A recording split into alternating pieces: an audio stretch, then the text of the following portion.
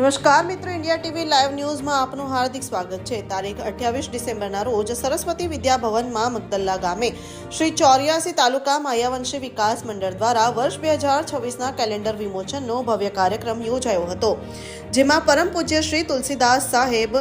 Shrimati Kailasben Solanki, vice chairman આરોગ્ય સમિતિ સુરત મહાનગરપાલિકા,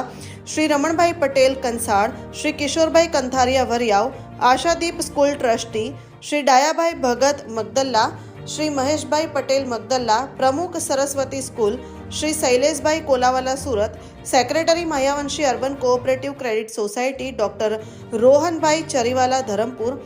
Shri Deepakbhai Zaveri Surat, owner Sai enterprise Shri Dineshbhai Sonawala Surat, Shri Ratilal Wadiwala Katargam and Sunilbhai Wadia Variyav,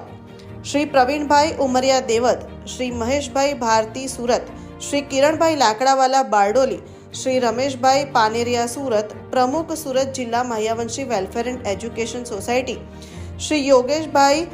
સુરતી ખોલવડ, શ્રી નરેશભાઈ વાઘેલા ભેસ્તાન, શ્રી પરિમલભાઈ ચાસિયા સુરત। ખૂબ જ મોટી સંખ્યામાં સમાજના વડીલ બહેનો અને બાળકો ઉપસ્થિત રહી કાર્યક્રમની શોભા વધારીએ અભિનંદનને પાત્ર છે। રિપોર્ટિંગ બાય પ્રવીણ સોલંકી, વક્તાણા ગામ, સુરત।